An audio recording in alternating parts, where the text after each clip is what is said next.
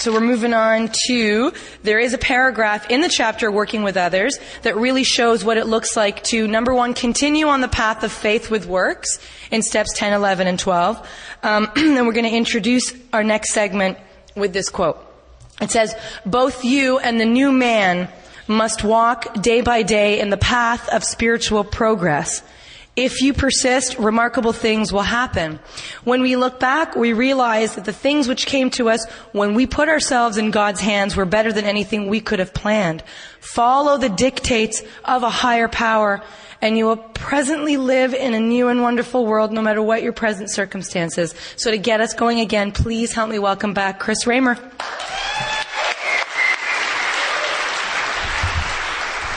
Thanks, guys.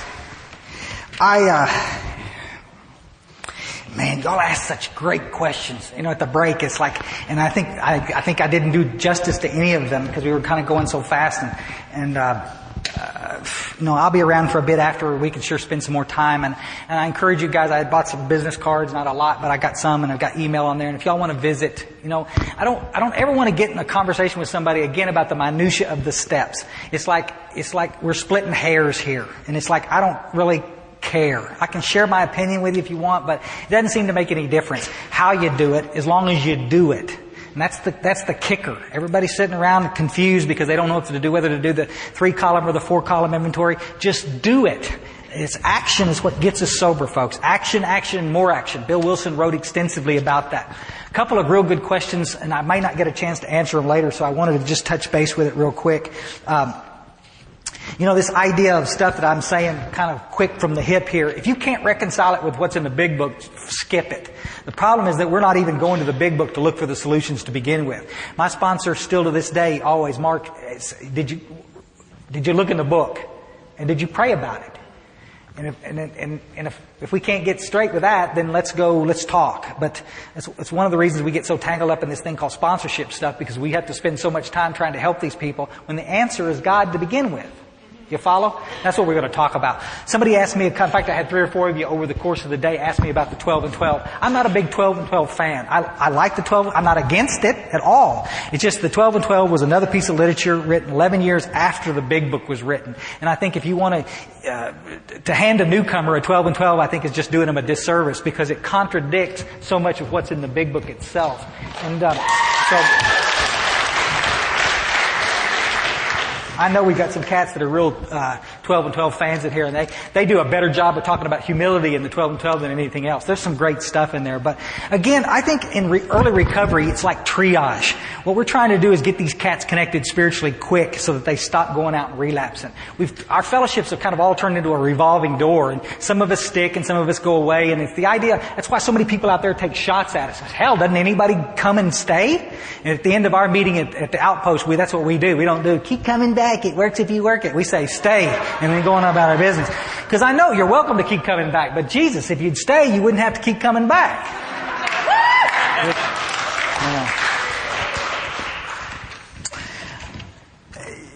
Just a touch on amends. I do a 4th step. I do a 5th step. An hour later, I do 6 and 7. I have a completed 8-step list, usually the next day. Sometime when we come up, maybe next year or whenever we can schedule this, we come back up and we do a little workshop. Myers and I, my twin brother, we do a little talking about how to get somebody through the steps at a pretty quick pace. And so we could talk about doing that. But usually the next day, I sit down with a notebook and we go back over the amends, and then we ask them to start doing their amends. While they're doing the amends, I'm talking to them about 10, 11. Because that's what the book says. As we clean up the wreckage of our past, we start talking about this thing called God. A lot of you guys in this room right now are already doing 10-step stuff. One of the first things that came back to me, even before Herman came back, was my conscience. You follow? I mean, I knew immediately when I started. It took some of them a while to get that. I don't know. My conscience was right there, and I was one of those guys, even when I was out there doing stupid stuff, I knew right from wrong. You know, I don't know necessarily what the right thing to do sometimes is, but I always know when I'm doing something wrong. Always. I'll say something that is coming out of my mouth. I'll say, you shouldn't have said that. Just did it. So, 10-step stuff is we start cleaning up the wreckage of our past. Pronto, pronto, pronto. We start cleaning up the wreckage of our day even faster than that. It's just standard procedure. 11-step stuff. Guys, I don't know what to tell you about this getting quiet with God. We've talked about it. I don't think there's a right way to pray. I was just laughing and talking with a nice lady we were visiting. You know, the guy that stands up here and does an eloquent prayer is not heard any more than that crack addict in that alleyway saying, God, please help me. I mean, are we in some kind of living a delusional life where we believe that it's the way we say it that gets connected to God? I believe God gives a rat's butt about our sacrifices. I believe God cares about the message in our heart. The lady that gives, she's a millionaire and she writes a big old fat $500 check and drops it in the collection plate. And this lady back over here drops... Yeah. No. Anne Lamott talks about it, the lady that rolls dimes all week long and then drops those in the collection plate. Now listen, which one do you think makes the biggest impact on God? Which one do you think is appreciated more? I mean, this person, $5,000? What are you, cheap bastard? Come on, write a big check. This lady right over here is going to have to go without something this week because she put money in the collection plate. Y'all understand that? It's about the seventh tradition. A lot of you guys are contributing, and some of you guys, you're freeloaders. You've always been a freeloader. You always will be a freeloader. And that's okay. I'm not knocking that. But you wonder why you're always broke. I could talk an hour about that. Not spiritual, not biblical, not jamming it down anybody's throat. It's like, guys, you put stuff out in the universe, you go out of your way a little bit, you with us? And see what comes back around. You put the good stuff out, you get the good stuff back around. And everybody comes up afterwards, I don't believe that crap. Obviously, I'm him. They usually preface it, I'm just coming back from a relapse and I don't believe that crap. I understand. Bless your hearts, guys.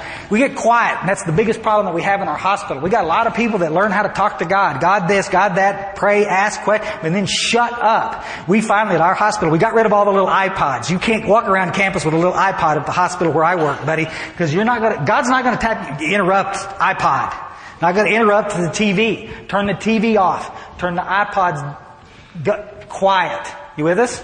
You don't have to you can get quiet and get in a lotus position. Oh my God, I used to try to do that. It's absolutely frightening.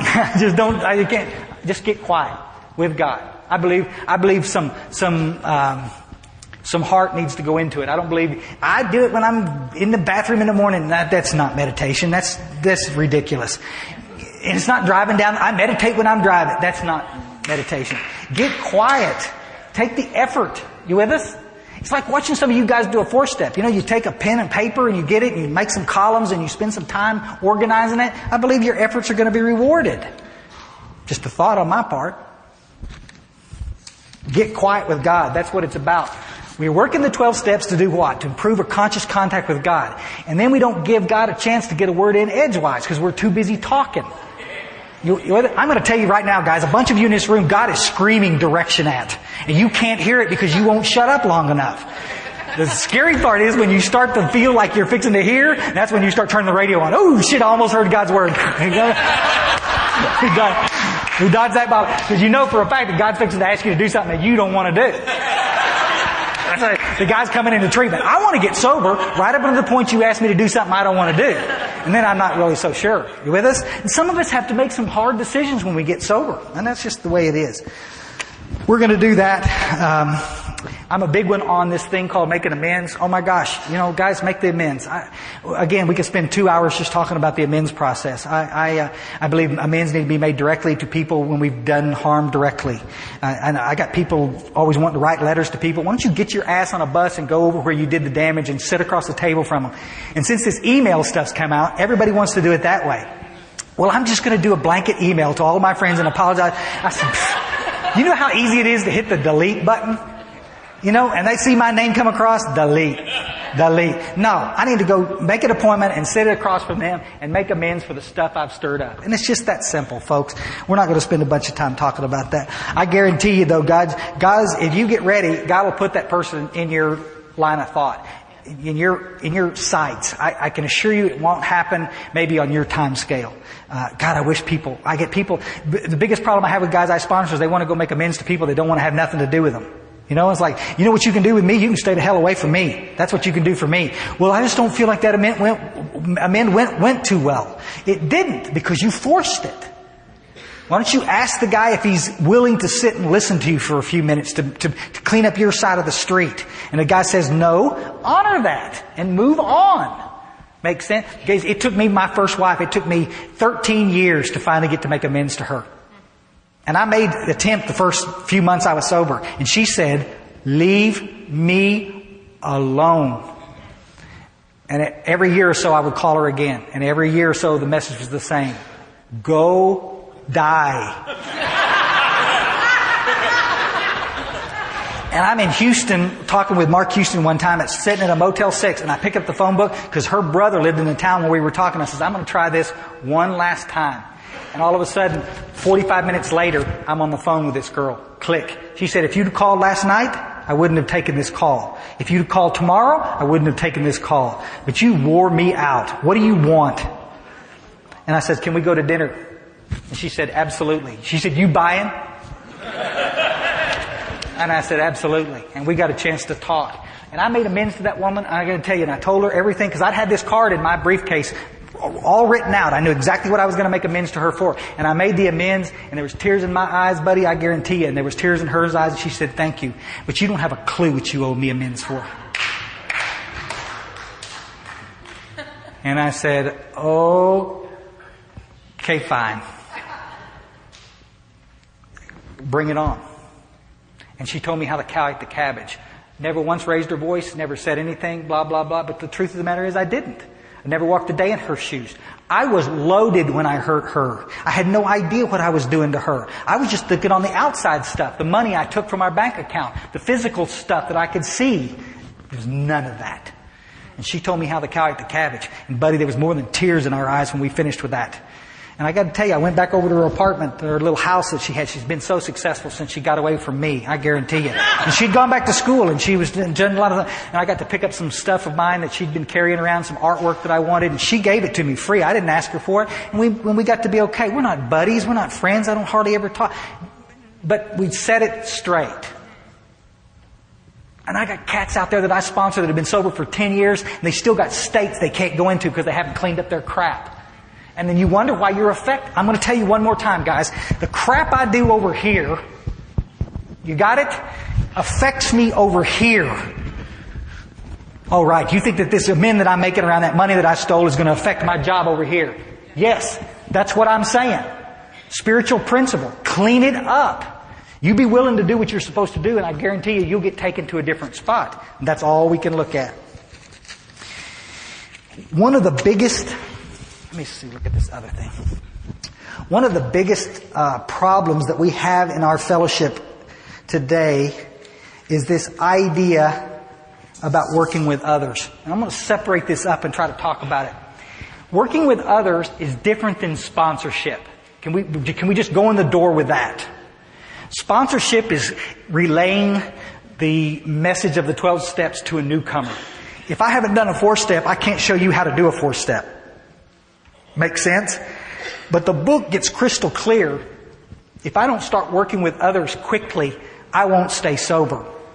And if we do any injustice to the newcomer, I know, again, our heart's in the right place when we tell a newcomer, just sit and be easy. Just chill out with us and come to some meetings. But Bill Wilson clearly states, if you've got your big books, you guys look on the bottom of page 129. It's in a disgusting chapter called Family After.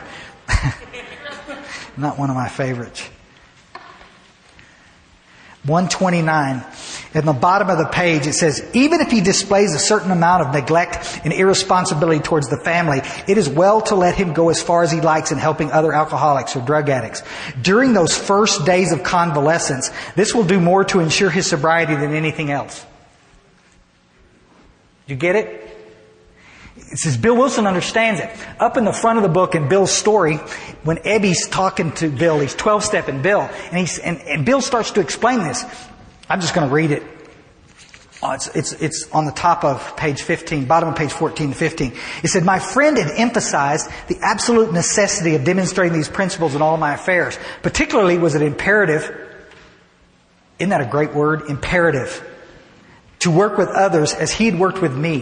Faith without works was dead, he said, and how appallingly true for the alcoholic or drug addict. For if this drug addict fails to perfect and enlarge his spiritual life through work and self-sacrifice for others, he could not survive the certain trials and low spots ahead. Y'all get it? It's not an option. He's saying if you don't work with others, you're not going to get well. I grow spiritually by working with others. I don't grow spiritually by prayer. I'm going to say it again. I'm not knocking prayer. People take that stuff out of context all the time. Chris says we don't need to pray. He's an atheist. I've never said that. Prayer is a piece of this. But it's working with others is the way I grow spiritually. It's the way you grow spiritually. In treatment, these guys come to us, right? They're all banged up, and they all have this thing called low self-esteem. One of the main symptoms of the spiritual malady is this feeling of uselessness. You'll follow? So they got us standing in front of mirrors, scratching, talking positive affirmations and stuff, and yet none of us are staying sober. So we go back into the AA meetings, and what takes place is, if you happen to land in a healthy meeting, in a CA meeting, they'll say, hey buddy, while you're sitting there shake, rattle, and roll, why don't you go over there and clean that table off? Help us pick up these cigarette butts out here by the church, and let's go make some more coffee for the next round. Whoa, wait a minute. See, in 1987, when I finally got sober, some people finally did that. For 7 years in Alcoholics Anonymous, I did this. I sat right on my butt and did nothing. I crossed my arms, I sat at the side tables, I took your inventory, I tried to date your women. You with me? I did nothing, I didn't to participate. You follow? Part of that was my stuff. Part of that's your stuff. Because every time I'd say, can I help? No. You're a newcomer, just chill out. But yet the book says exactly opposite that. If you find a job in this fellowship, you'll stay. Y'all understand that? The people on this committee, they're not the ones that are going to relapse. They've been busting their butt trying to put this together, being of service. It's the cats that are not doing anything that are going to have trouble staying sober. I've got to get out of my head somehow. I've got to get out of my head. Will these voices ever shut up? Early sobriety, y'all remember that?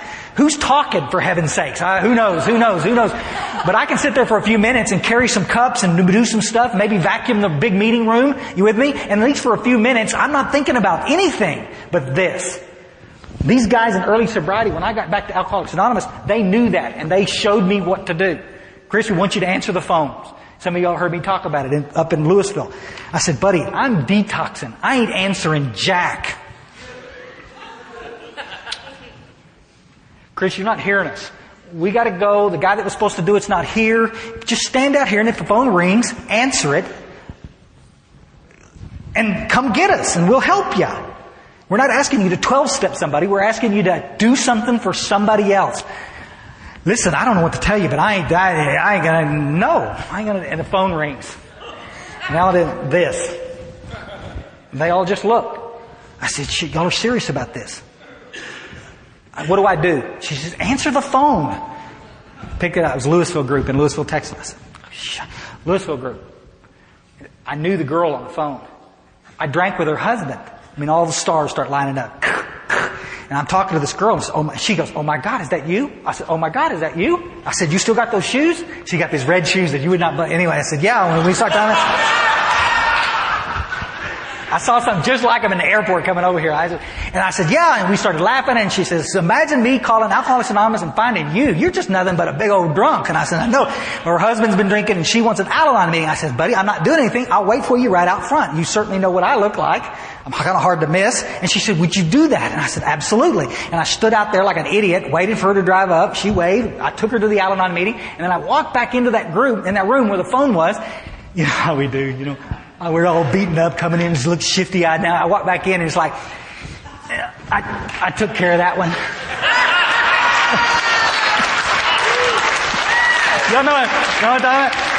I got it. You know, they created you couldn't go near that phone for the next 6 months. I mean, because I was, look, I hear the phone, I'm going to go, no, the newcomer would be like, oh, you could kill somebody with this phone. This is very important. I'll get this taken care of. Oh my God. Give the new guy a job and he'll stay. Let him feel part of this, because he is part of this. Stop this sanctimonious crap of saying that you're not sober long enough to help. If he wants to chair the meeting, sit there next to him and show him how to chair the meeting. That's what we do.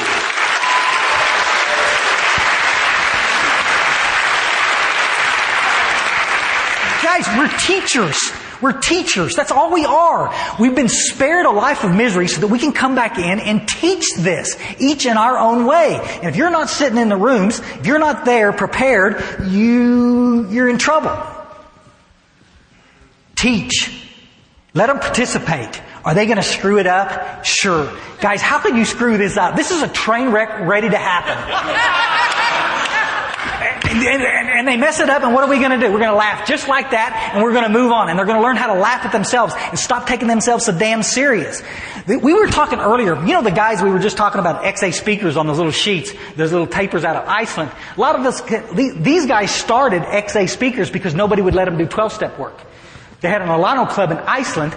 It's huge morphine addicts there. I mean, this little island was rampant with addiction. It's also, like some other places we know, state-funded treatment. And a lot of these cats coming to this hospital, coming in, is treatment on demand. And so these little guys were all getting sober, dry, but they couldn't stay sober. And they'd stumble back down to the Alano club after getting out of yet one more treatment center. And the guys at the Alano club would say, easy does it. Think. He's nice. A bunch of little one-liners. Sit.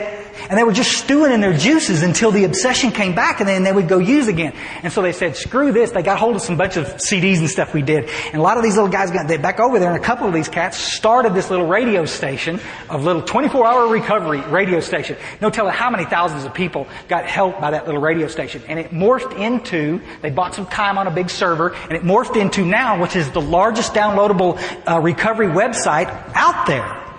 If you've never been to it, it's phenomenal to see what these little guys did. They were in their early 20s when they started this. And everybody down at the line, you can't help anybody. You can't do... And they went... they just said, watch this. And they went out and they started this little deal. The problem is that everybody wants to underestimate the power of each individual person. Oh, Chris Raymer, you must help so many people. I help a bunch of people. How many are you helping? Well, I can't help anybody. I can't even help myself. Hold that thought. Hold that thought. Because you see, that's the crux of the problem. You believe you can't, so you're going to sit here and stew in it. I want to get well, and then I want to go help somebody. Why the hell do we need you? You're not going to get well that way. If you go help somebody, we were talking about it earlier. This is like first century Christianity, what it used to be. First century Christianity had nothing to do with your soul being saved. It had to do with finding somebody that was out there on the street that didn't have any food and giving them some money, showing them how to grow a crop, helping the poor, helping the less advantaged. You'll follow? It's about charity. We've taken a perfectly good religion and turned it into some kind of same thing we've done with our AA group. Our job was to get sober and turn around and help somebody else get sober. And by helping somebody else, we get to stay sober. I told you earlier, what we're starting to see at our treatment center is a whole bunch of people come back in with long-term sobriety. We had a guy in there last week, and it's like when they come back in, I hug them. A lot of them have heard of me out there. They've heard my CDs and stuff, and that's why they end up coming sometimes because of that. And I said, oh, you're Chris Raymer. It's nice to meet you, blah, blah, blah. He says, I had 17 years, but I lost it. I got tangled up in the meds and this and that and the other, which is just a freaking excuse. You won't get tangled up in the meds. You won't get tangled up in the meds if spiritually you're connected. We've known this. It's another hour talk. I asked the guy point blank, I said, buddy, what were you doing? He said, I was going to meetings. I'm not going to have any problem with this. I was going to meetings. I said, let me ask you a question. How many guys were you sponsored at 17 years sober? Let me get this one for you. None?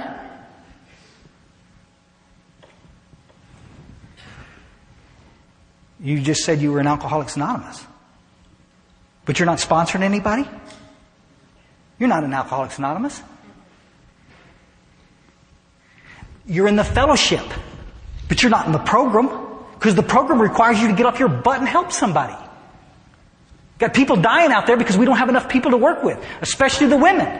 Why? Because we don't have enough people stepping up to the podium to do it. I would love to help, but I'm much too busy.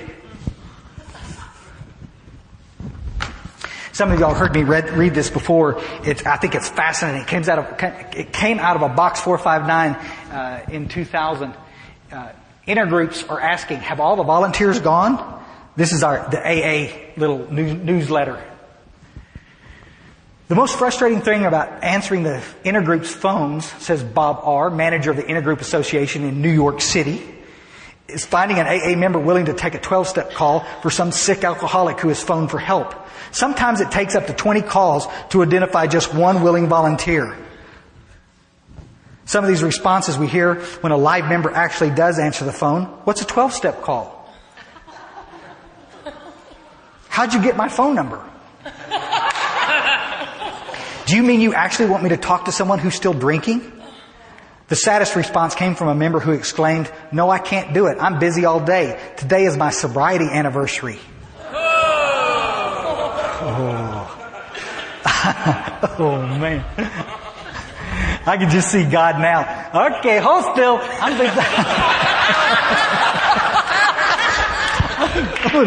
gonna thump your ass. Boom. Oh my gosh. Oh my gosh. I mean, what? The entire fellowship was based on this idea that we're supposed to get sober and help other people. This is like the gravy.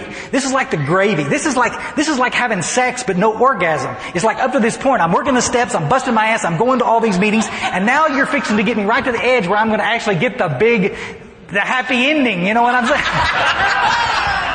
So, they told me about that. I got this sponsor that told me about that. I don't know anything about it. But you're fixing to get it right there and then you stop. Guys, the key is the working with others. The first time, I gotta tell you guys, the first time you sit down with some little knucklehead, you don't know if he wants it or not. He comes in and you can see him. My guys, they got a watch. They're on point. If I got one of them little guys comes in, I'm watching not him, I'm watching my guys. Y'all know what I'm talking about. Guys I sponsor. Cause they're better be on this little guy. I got a stable full. The last thing I need, Lord help me, is another sponsee. I'm flush. Watching. They better be watching him. And if the meeting gets going too long before one of my guys slides over next to him, we're going to have a talk after the meeting. It's the same story. No, we're not going to have a conversation. I'm going to talk and they're going to listen. You follow? Because I don't want them to miss this. It's stupid. I don't want them to miss this. We were in Iceland talking one time like that, and the Aurora Borealis was out there big time. Y'all get to see it up here a lot, I'm sure, but down in Texas, I've never seen it. And somebody took the effort to wake me up and let me come outside to see that wonderful sight that I may never get a chance to see again. Thank you for helping me to wake up to see a miracle. You follow? But we got this fellowship out here with thousands of miracles taking place, possibly, and yet we're asleep. We're asleep. Ah, it's the truth.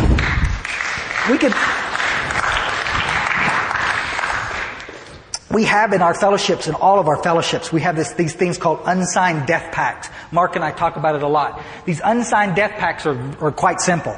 I won't hold you on your crap and you won't hold me on my crap.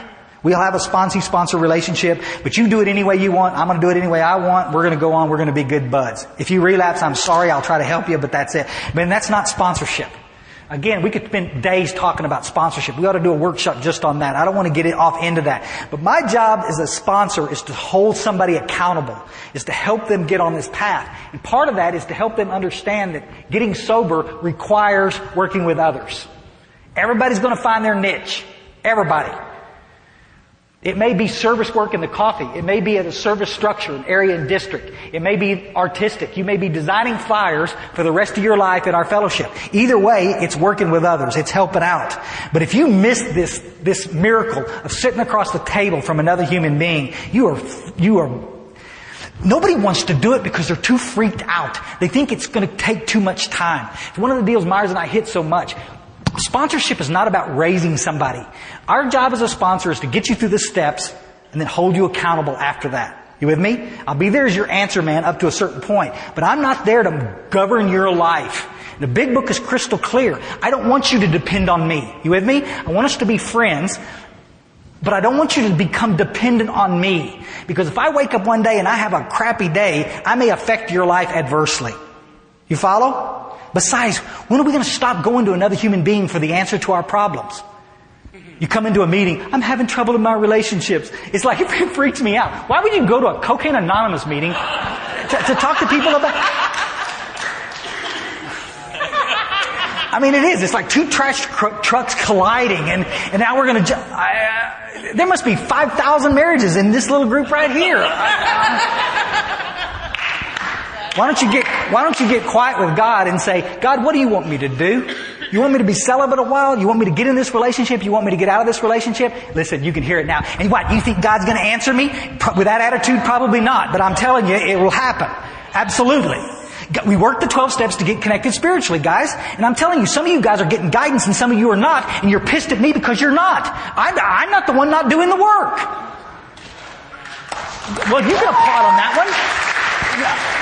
one. Everybody gets so cranky about this, but it's the truth is, again, I'm going to go back. My sponsor says it. I smell more. You sit across the table from somebody. It doesn't even have to be somebody you like. Everybody says when they get out of treatment, go find somebody you can relate to.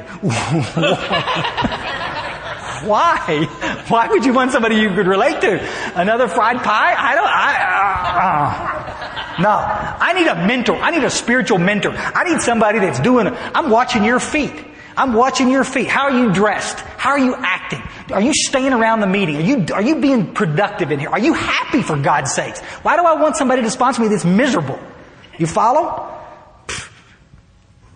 You can relate to. I want to find somebody that's an alcoholic and an addict that knows how to have a spiritual experience. Because that's the only prerequisite for sponsoring somebody. Yes, but you got to be sober 5 years to sponsor somebody. God dang, show me in the book. Where was that? I must have missed that. I don't know. I sure am glad Bill and Dr. Bob didn't know that. We'd be dead. No. We're not going to play that game, guys. We're not going to play that game. Once you've had a spiritual experience, I would much rather, I guarantee you, if I had a son that was in trouble, I'd send him to somebody that had 8 months of sobriety, that was excited about life, carried a little busted up big book. Buddy, come on, we're going to do this. And we're involved in the young people's deal and we're doing this and we're doing that. I want to send him to him. I want to send him to some old crusty sumbitch in the back that hadn't even been to a meeting in months and won't return your calls, but he's been sober 15 years, so he's a good sponsor. He may be a great sponsor. I'm just saying the length of sobriety is not indicative of good sponsorship. I'm going to say it again. When you use the parameters of a sponsor, it's supposed to get you through the steps. So many people don't want to sponsor because they're afraid that they won't know what to say. A sponsor is not a doctor. Well, I don't know what to do with these antidepressants. I don't know either. Let's go find a doctor. Well, I'm having this problem with my divorce. I don't know either. Let's go find a lawyer. Let's go find a personal trainer. Let's go find a clergyman. I'm trained to do one thing. You want to have a spiritual experience? I'll show you how. Guaranteed. You want to ask me advice about your wedding? Your wife? Your We've got to stop. See, some of you are grinding your teeth because you've got a sponsor that does this. You've got a sponsor that's been wiping your butt since day one and you think that's the way it's supposed to be. Well, I'm telling you, that's great. But let me show you what that sponsor's doing. That sponsor is making you dependent on them and not on God. And the sponsor's doing you a disservice.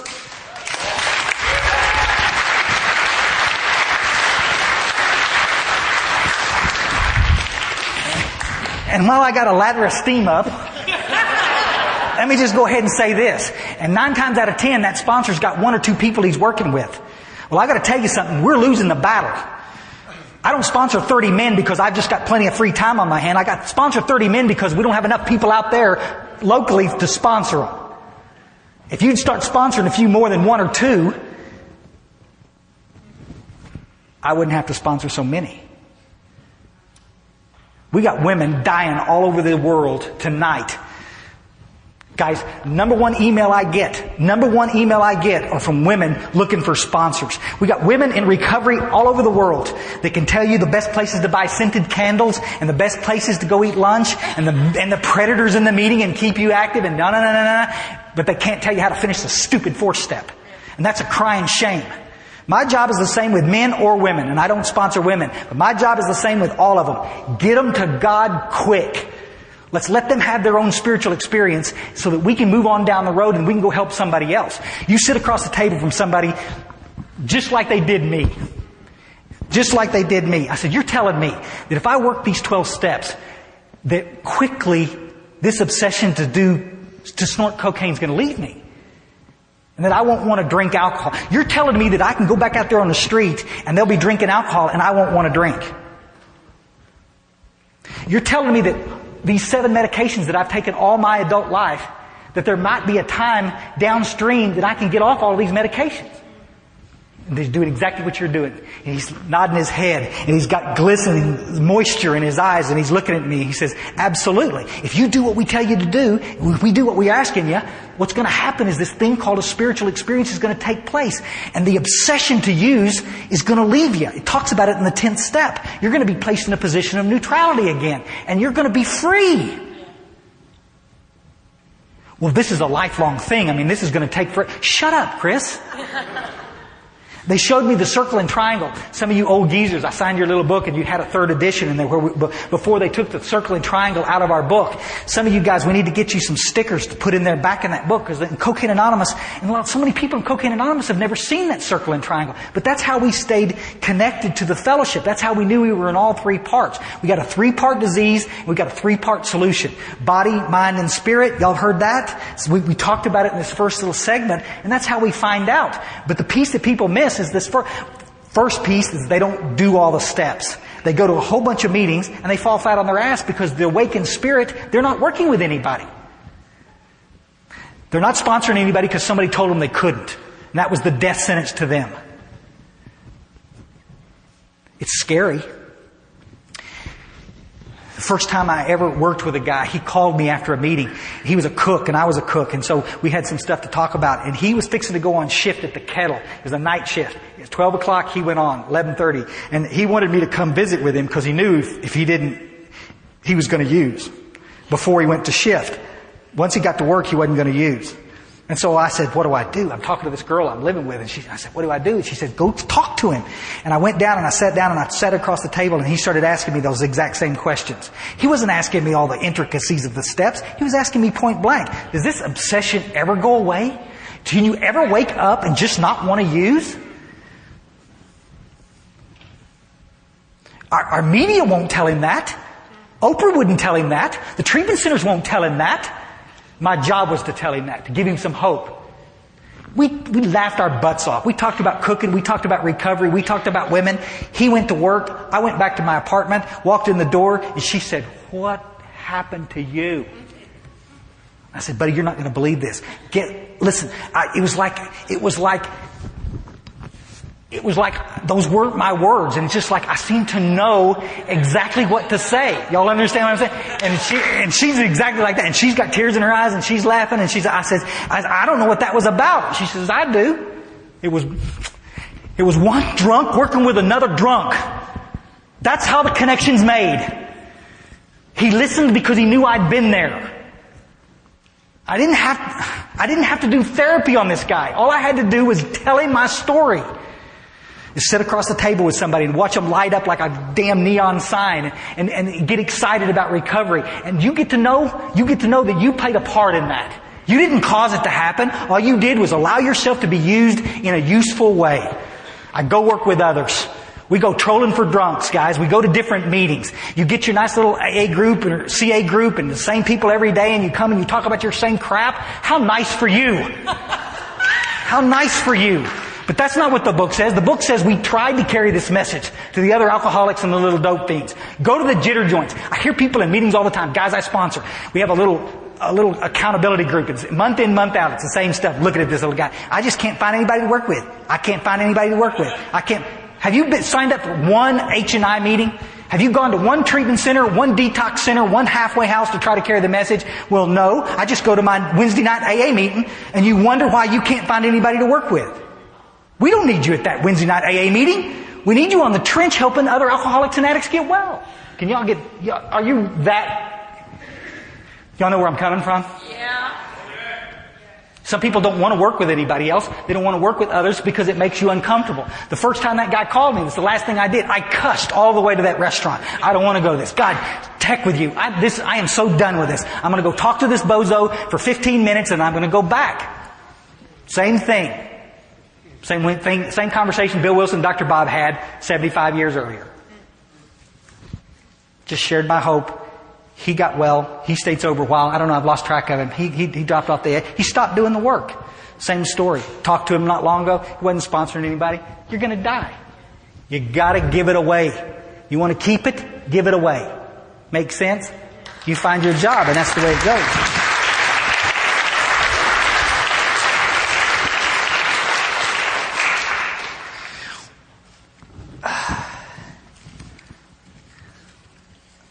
Let me sum this up.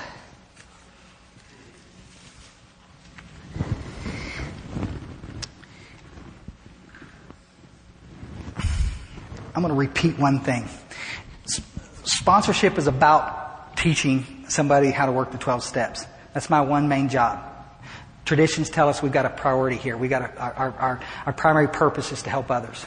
So you got to ask yourself, are you working with others or you're not? It's a yes or no question.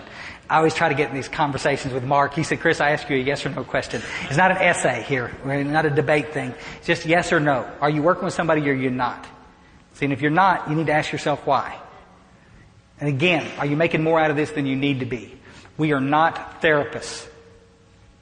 Don't try to practice outside your license here. You got a license to help somebody have a spiritual experience. You don't have a license to talk to them about all this other stuff. You better be careful what you're doing. We're catching a lot of flack out there because of it. Make sense? You just got to be really careful here. Do that and then hold them accountable. When I get in a sponsorship relationship with somebody, I make sure that they get the steps under their belt. We're working the steps. And I spend some time talking to them about the traditions and their responsibility towards our fellowships of Cocaine Anonymous and AA or what other fellowship we are. I don't sponsor outside my realm. I don't do Narcotics Anonymous because I don't believe in taking your time to work the steps. And they seem to be very insistent on that. And I can't abide by it. But I love their fellowship and I love the people that are involved in that. You with me? But I'm not going to sponsor somebody in a fellowship that I don't belong to. Make sense? It's just, again, it's disrespectful to their fellowship. And it may work great for them, and I'm more power to them. I don't want to talk to somebody about something that I don't know nothing about. So I got to be kind of careful with what I do. I'm personally very rigid about gender-specific sponsorship. I know some of you in here are not, and that's perfectly okay. If it works for you, great. I'm on my third marriage, and I have no intention of screwing this up by sponsoring a woman. I'm not. I'm not. I had a lady not long ago, when I was back over in Seattle, she came up and she said, would you consider sponsoring an ugly woman? No. I mean, it's the same thing.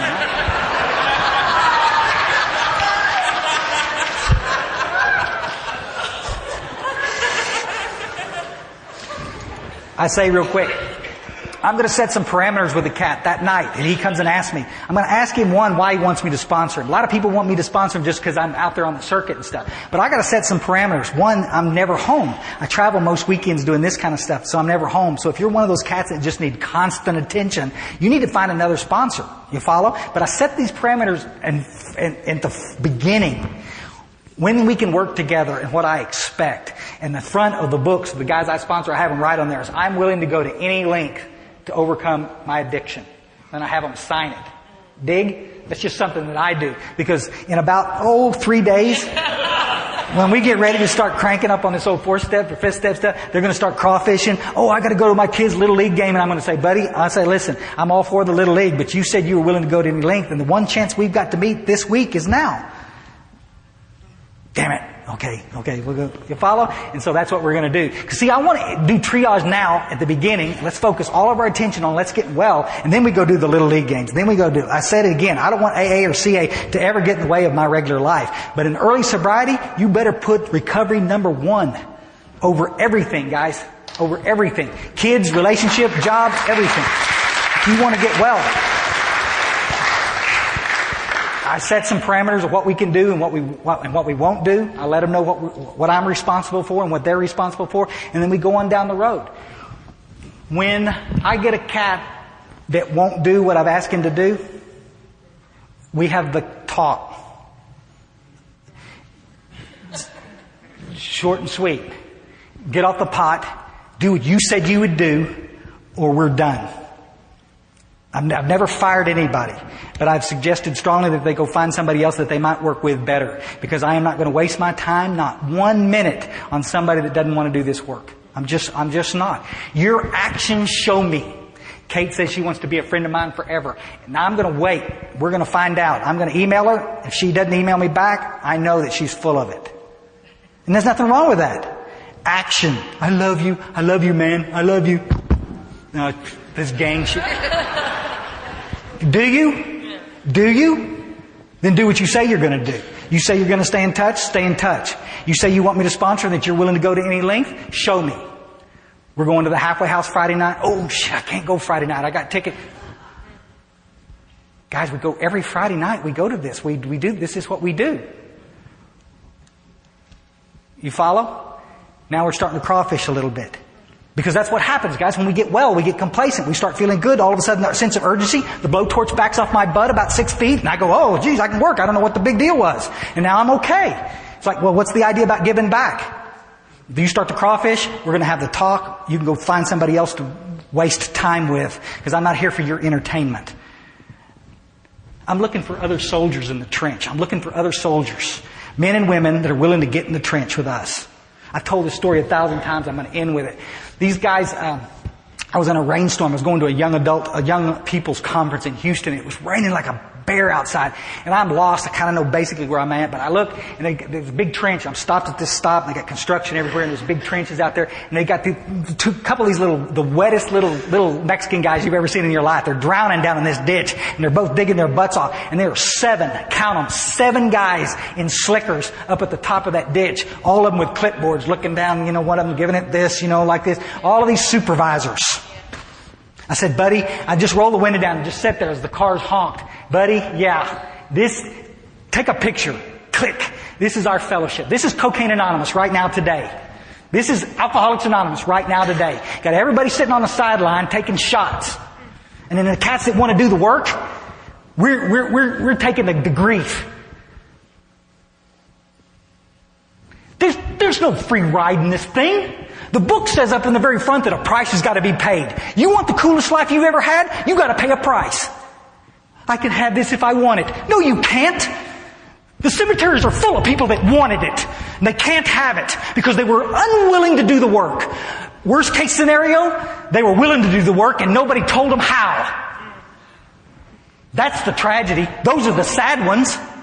How many people are dying today? All you got to do is just get off your butt, finish the steps, get on some solid ground, and then reach down and help the other guy up. But you're too busy to do that? To hell with you. It's just that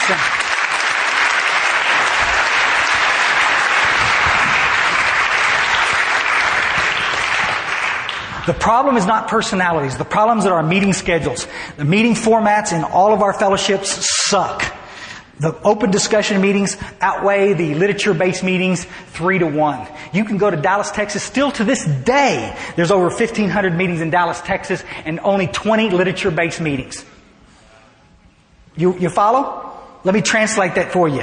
If you want to go whine about your weed eater, you've got a lot of places to go do that. If you want to go talk about God in the steps, study the literature, you've got to go look for one of those meetings. And we do it the same thing, just as bad, in Cocaine Anonymous. Everybody wants a place for the newcomer to come talk.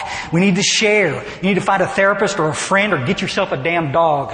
What you need to do is study the literature so you can turn around and help somebody else get sober. You follow? We do that by going into our group consciences and changing the meeting formats. Guys, we couldn't have done a talk like this 10 years ago. We just couldn't have. But because we've changed so many meeting formats, there's so many more of you guys in here kicking butt and taking names, we're able to do this. We're gaining on them. We're gonna, I can't say that we'll ever outnumber them, but I guarantee you we're gaining on them. There are more and more of us chronic alcoholics and addicts. Yeah. There are more of us finally getting sober than you could ever shake a stick at. And I got to say this. Thank you for sticking is all I can say. You old geezers in here, you cats that snuck across the aisle out of Alcoholics Anonymous and came back over to Cocaine Anonymous to help us out. Listen, thank you. Information and experience is the same. I don't care whose mouth it comes out of. I don't care what fellowship it comes out of. There's not one better than the other. You share your hope with the experience that you have. But you old geezers that have stayed and stuck, thank you. And in Cocaine Anonymous, I'm talking about cats that have been sober a year. Thank you for sticking. I gotta say it. We were talking about it earlier. We had some great lunch conversations. There's a dark side out there. I believe in most of the spiritual doctrine that I've studied, there's a light side and a dark side as far as the good and evil, yin and yang. It was a girl in treatment the other day, and she says, I don't believe in this, this dark side and light side. And she turned around, she had a big yin and yang tattooed on her neck. And I thought, honey, how drunk were you when you got that thing? It freaked me out. But the light and the darkness, what happens is you start to get excited and you start to get lathered up about recovery, and then what happens is the dark side starts taking some shots at you. And it may be health, and it may be a woman, and it may be a job, and maybe some insecurities and stuff. But this stuff will start coming at you, and you just need to know what that's about. It means that you're being effective. And what the dark side would like is that we have a fellowship full of ineffectual people. Sitting around, talking about our day, drinking a lot of coffee, going home, talking crap. You with us? And nobody's helping anybody. I was talking at a CA conference. I'll give you the example. This is the last, I'm promising we're going to go. I got time for you to ask questions. I'm still early. Very early. Keep going. Nah. When the room shifts, you can see it. It's like a unit. Just everybody yawns at the same time. It's like, okay, it's time to go. You get sucked into the vortex. I'm at a Cocaine Anonymous deal not long ago, and I'm doing a little pitch, and my wife's there, and it's fun. There's about 200 people in there, and we're just a little lathered up. I love doing Cocaine Anonymous, and they're a fun bunch, and we're having a good time. It's a little fundraiser, and we do the deal. And this friend of mine in AA has come over with us from Fort Worth, and she's come over and she's sitting with my wife, and so I'm watching, and at the end of the meeting, they say, we have any newcomers, and there's 3 or 4 people with us. A lot of people had come over just to hear me speak, and so there was a bunch of newcomers in there, but do we have anybody in their first 30 days? And there was this little girl that raised her hand, and she was a fried pie. You could see it. You didn't have to ask. You could just, she still had a Bic lighter just glare in her eye. She just so hurt, she didn't even look up. She just spiritless. And I'm looking at my wife because it's a soft spot with me. And I'm looking at my wife, and she's looking at this little girl, and this other lady's looking. And I do my little pitch, and everybody says, "Thank you, Jesus," afterward, and hug necks and pass cards. And I'm watching, and room's clearing out, and they're locking chairs, and they're cleaning up, and they're talking shit out there, smoking and chasing.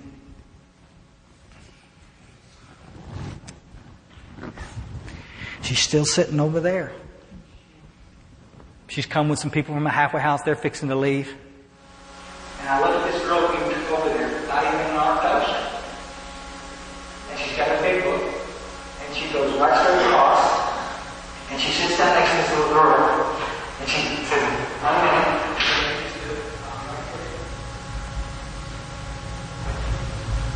and this stuff starts to kick the fan. And they did. I see him smiling. I see him laughing. They're grinning ear to ear. I see him exchange numbers. Say stuff that 1,000 times. This lady was over in another town, sponsored this girl. Let's see where I'm at.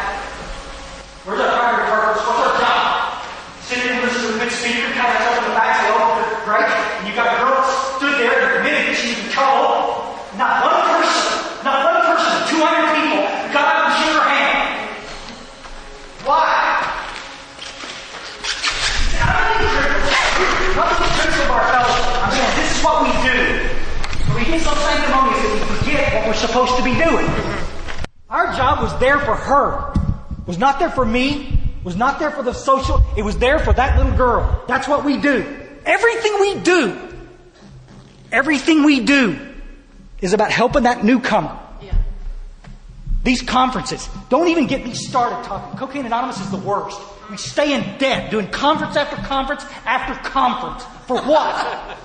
And the people that need to be there can't afford to come. Yeah.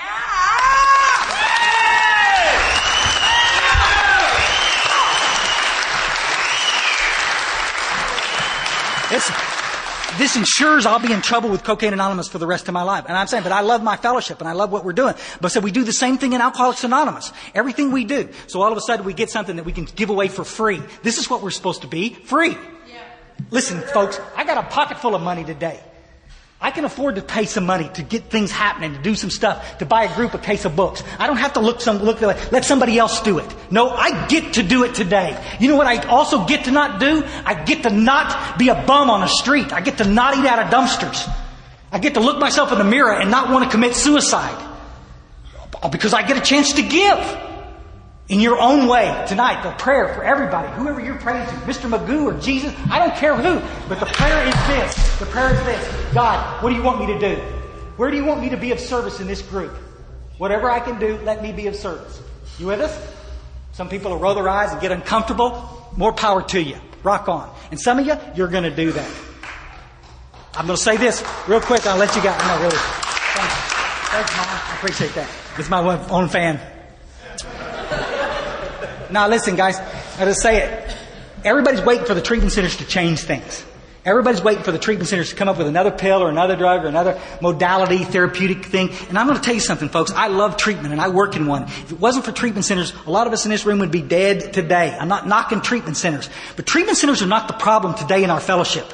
There was a day that a lot of misinformation got cranked out of there. The problem is in our own fellowships with people that don't understand what the fellowships are supposed to be about. They don't understand. They're the ones that are killing people with their crap. I'm controversial because I cuss from the podium sometimes. You're controversial because you tell people to slow down and take their time to do the work. Which one of us is doing more harm? That's all we're looking at. There's not going to be another pill to fix us, folks. There's not going to be another advance that comes down the road. I'm telling you, 75 years ago, Bill Wilson and Dr. Bob got together and they said, listen, I'm going to give you these. You can steal them from the Christians, the steps, however you want to do it. You can combine a bunch of religiosity here. But bottom line is we're going to come up with these things that'll guarantee to get these cats connected spiritually. And all you got to do is take that clear, undiluted message back to the next little fried pie. Go at it unapologetically. This is what we offer. This is what we offer. The 12 steps, God. This is what we offer. The ability, the opportunity to turn around and be of service to somebody else. This is what we offer. This is what Cocaine Anonymous was about. It is not a self-help program. We are not here for your entertainment. We are men and women, lockstep, on a mission to help the dying brothers and sisters on this earth. And those of you that pick up that tool and jump in the trench with us will have a life like you can't ever imagine. It's not going to be near as hard as you think it's going to be. It's going to be more fun than you've ever imagined. And that's what we're looking for. Thank you, guys.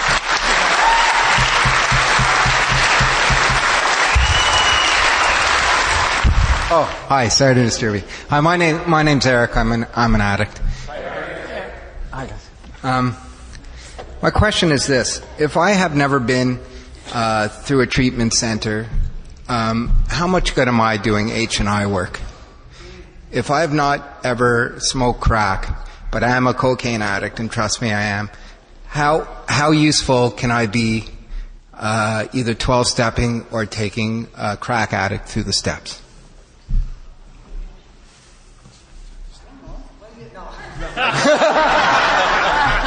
Okay, thanks. Let me answer because I have to do it because I lost my mic. You can.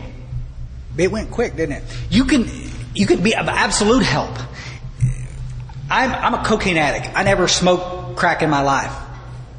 I got sober before that hit, and so, but I mean, I did mountains of cocaine. I mean, I so qualified for this fellowship, it's not even funny. I'm surrounded by people. When I go in there, the identification piece is the addiction, and we can talk about that a little bit. But where I get them in an H&I is not all of that. We're not trying to be therapists in those H&Is. We're just sharing our hope. They want to know the simple questions. Can I ever get over this? Can I the fact that you come in and introduce yourself as a recovered addict, oh my gosh, will blow you out of the water. They'll all come to you guys where they won't come to their case manager. They're going to come to you for the straight scoop. Now, what's this stuff really about? Are they blowing smoke? What? And then you can talk to them. I mean, it's just like most of our H&Is, we're taking meetings in there. So it's just another version of a meeting in a room full of people that desperately need the meeting. You can absolutely be of assistance. Absolutely. Hi, my name is Sam. I'm a drug addict. Hey, guys.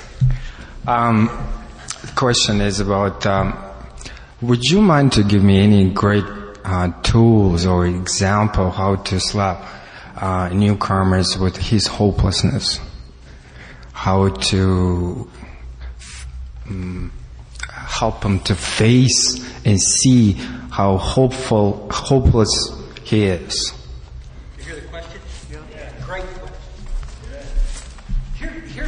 Here's the party line BS in treatment is this.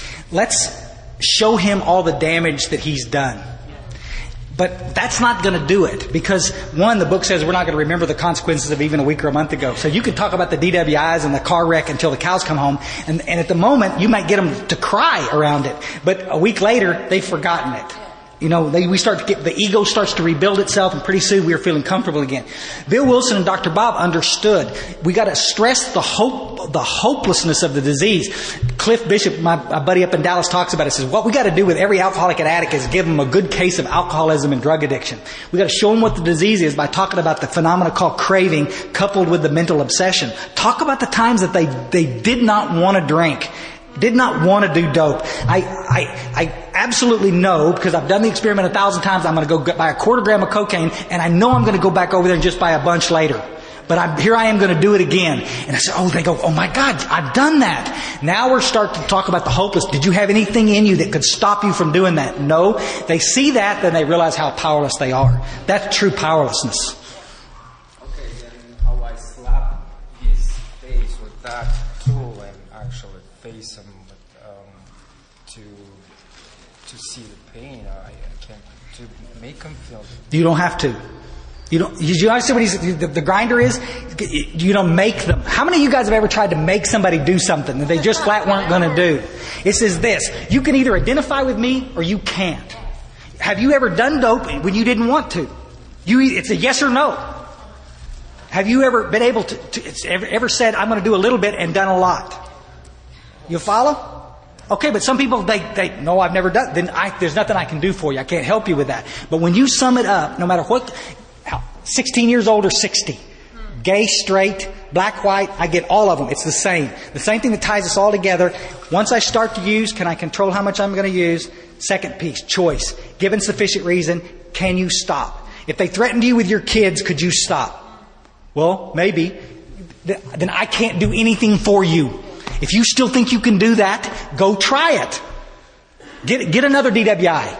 Get arrested again. Lose another job. Then come back. Does your experience show that you are truly powerless over this substance? That's what I was talking about earlier about picking people too green. Sometimes we're trying to convince people that haven't had enough experience to be convinced. And that's our mistake, not their mistake. Did that answer your question? I hope. My name's Gary. I'm a crack addict, alcoholic. Hi, Gary. What about the individual who has gone through the steps and who is relapsing? Are they capable of taking someone through the book?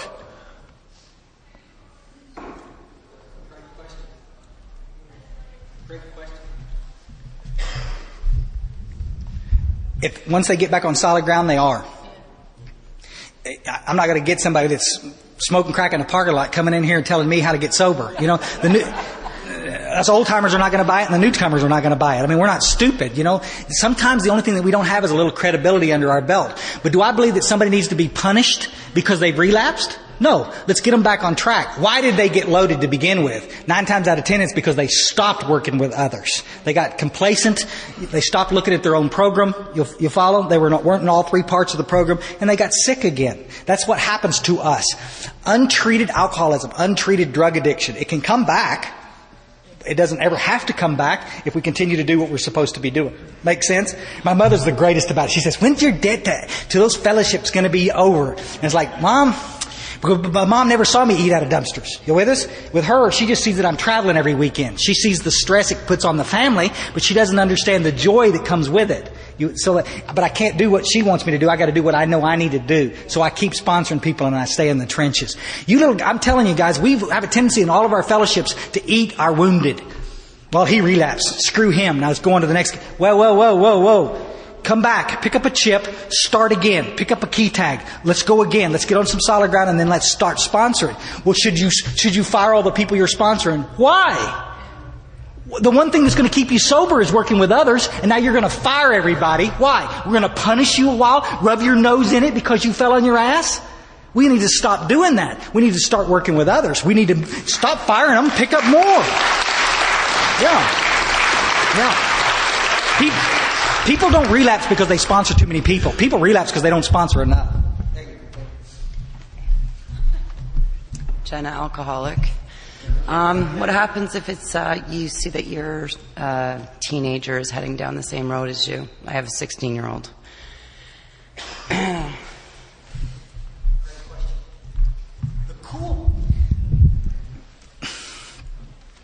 think Layla said it earlier. The only thing worse than drowning is drowning and not knowing what's going on. And that's the problem. My father was an alcoholic, and I watched him, and then for 19 years I drank and drugged just like my dad did. But I always used him as a touchstone, you know. And it's like, if I'd have known what alcoholism was, would I have stopped any earlier? I think I would have. I don't know, but it's easy to say I wouldn't or I would have. But knowing it, you can see it. And then what we can do is do this. In the United States, we do this scared straight crap, this dare stuff. And I'm sorry, but I don't agree with it. It's just, it's ridiculous. It doesn't work with real alcoholics and addicts. I have an illness that's diagnosable, but you're going to try to scare me well. You follow? Or use guilt against me, you know? Next time you got loved ones in the bathroom puking their guts out and say, hey buddy, if you really loved me, you'd stop. You know, it's like, you can't rationalize it. But if you can see her and she's going down the road, you can explain to her that this is a genetically predisposed illness, the possibilities that she could have it, and this is what the symptoms look at. Don't talk about DWIs and all the bad crap that could happen, because it might not. Some of you guys in this room have never hit a bottom like some of us others have, because you're insulated by your beauty, by your intelligence. A lot of you guys in here are insulated by your money. You will never hit the skids like some of us hit. Stop waiting for that. What happened in here? That's what tied us all together. What happened in there? That's what we're looking at.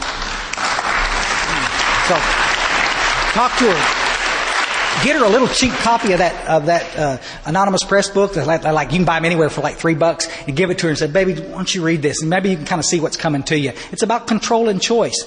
That's the best you can do. Yeah. I wish somebody had done it for me. I'm Scott. I'm a cocaine addict, heroin addict, and an alcoholic. And I feel that, I just joined, I've been CA for around 20 months now. And I go to NA, I go to AA, I just joined an AA group. And it's a solutions program that I joined. And it's a good, powerful group. But they say that you present yourself as an alcoholic. We don't want to hear that you're different or you're better than us if you say you're an addict. You know, I'll drive you down the street and take you to the right meeting. You're just at the wrong meeting. And I don't feel that that's the right message for a newcomer. You made it there. And welcome. Not I'll drive you down the street, because now I feel I'm different. You know, and to feel that, you know, for a newcomer, I keep an open mind.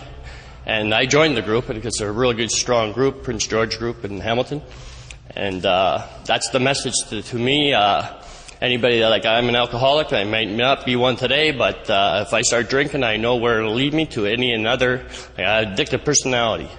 So whatever I put my, and I'll pick up. And the alcohol will take me there, or any other mind-altering substance. You know what the answer is? Yeah. Traditions already tell us what the answer is. There's no such thing as an addictive personality. I'm going to tell you this now, and we need to get past it. This idea is crap. It's treatment center fostered, and it's crap. It's crap. Addictive personality means that I've got a bunch of character defects and I'm trying to shove it all under the same carpet called addiction. And it's not true. Alcoholism and drug addiction is fatal and it's progressive. And you either are one of us or you're not. If you have a problem with alcohol, you're welcome to attend. Do not introduce yourself as a drug addict. If you do, you are wrong. The traditions say so. We're there for the newcomer. You want to talk about confusing the newcomer? You with us? Let the little alcoholic walk into the room he's supposed to be, and all we talk about is methamphetamine that night. And we have done him a huge disservice. Same story, second verse. When we come back, that's why I love Cocaine Anonymous, because we're so open and inclusive. Anybody in this place can come.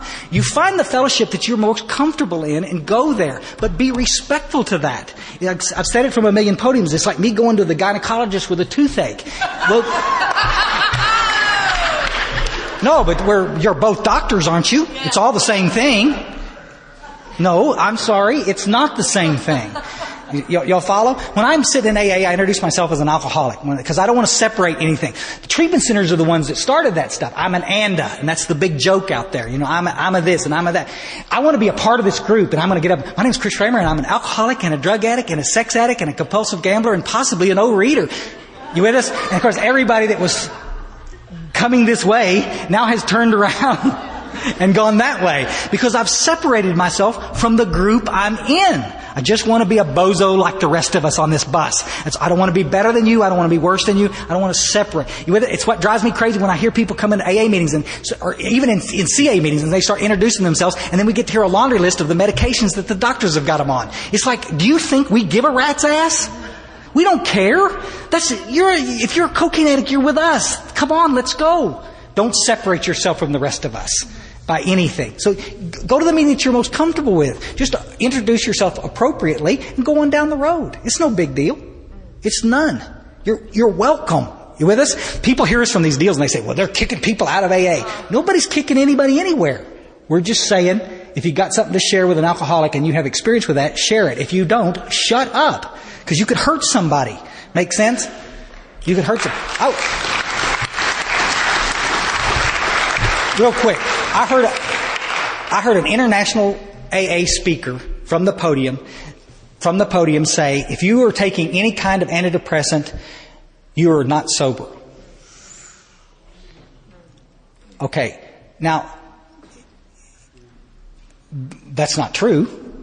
It's somebody's opinion. You follow? I'm not a big fan of antidepressants. I was on them for a long time, and thank God, when I got sober, I got off of them. But to share that from the podium, how many people did we see? Of course, what happened is that they've documented cases of people leaving those meetings saying, but I want to be sober. And so they just stopped taking their medication. Instead of going to a doctor and getting weaned, they just stopped taking the medication. They destabilized again and committed suicide off themselves. Now, who's responsible for that? I don't think anybody from the podium was trying to be mean-spirited when they said that. But what they did was they misspoke. They talk about something that they knew nothing about. Telling somebody to get off their medication? Are you nuts? You don't have to like it, but you do have to shut up about it. One-on-one, maybe visit with them. Y'all understand what we're saying? So it's the same thing. Talking to somebody in an AA meeting about drugs and they don't know anything about it, maybe there's some misunderstanding going on there. It's a singleness of purpose, the traditions, that's what it talks about. That's why there's over 260 12-step groups out there to talk about anything under the sun that you want to talk about. There's a 12-step group for you. Clutterers Anonymous. Get out of here.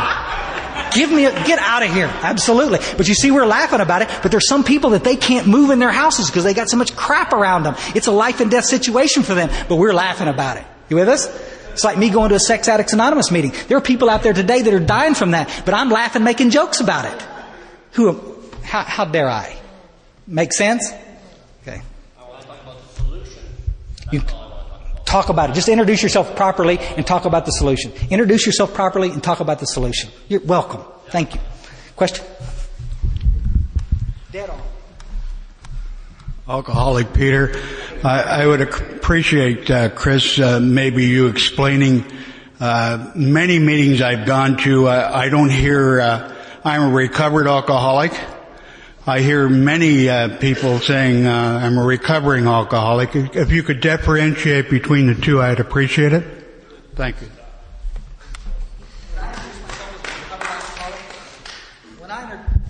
Introduce myself as a recovered alcoholic or a recovered drug addict. This is what it means. It means the obsession to drink has lifted. The obsession to use drugs has lifted. It doesn't mean I'm perfect. It doesn't mean I'm cured. It means that the obsession has gone away. Once the obsession goes away, I can do lots of other things that we talked about earlier. You know, I can focus on lots of other areas of my life. But the book says on the title page of the big book that we use that we can recover from alcoholism. 31 places in the basic text it says that we can recover.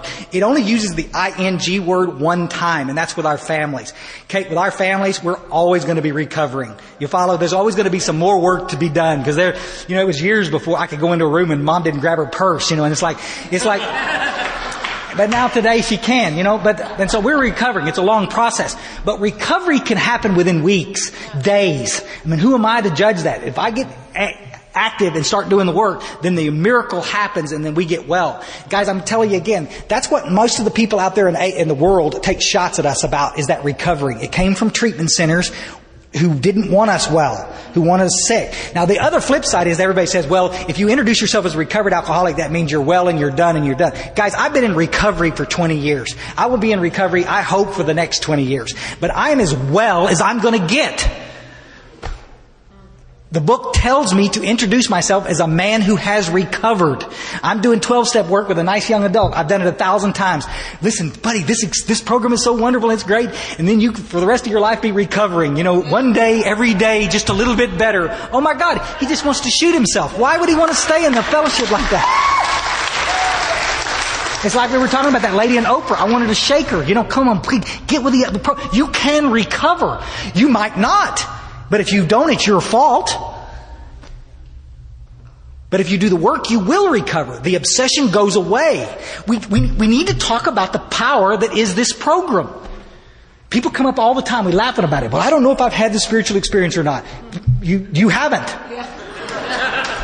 If you have to question that, you haven't had it. If you're still thinking about drinking and drugging, if you can't come and go as you please, if we can't all go to Zanzibar tonight, that other place tonight,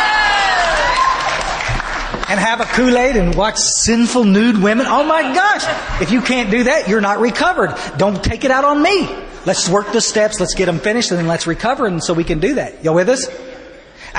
When I was in Edmonton, the first time I went to Canada was in Edmonton, and their Cocaine Anonymous club was right over a techno bar. Now I come from Ingram, Texas.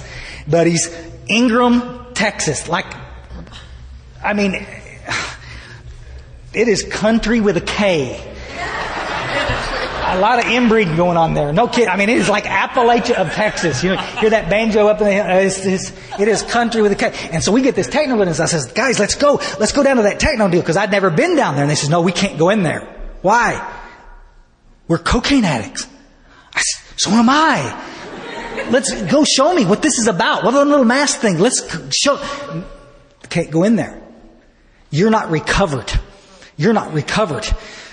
If being an alcoholic and an addict and you can't go places you can't do certain things. In early sobriety, guys, I couldn't either.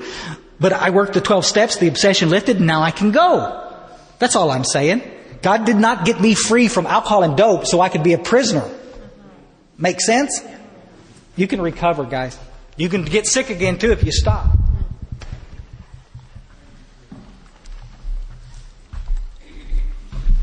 My name is Carl. I'm a recovering cocaine addict. I've celebrated my 1 year 5 months ago, and I'm sponsoring 5 sponsees. 2 of them are doing good in the steps, and 3 of them, they're not doing so well. Every time I try and help them to start their steps, they start it and then they stop. What advice could you give me to help them move on their steps? Do I have a question? Mm-hmm. He's got that Canadian thing. Hard to understand. Only thing he didn't do is say A about 6 times. Not much, except take them to first step. Anytime anybody's dragging their feet in any part of the steps, I take them back to first step.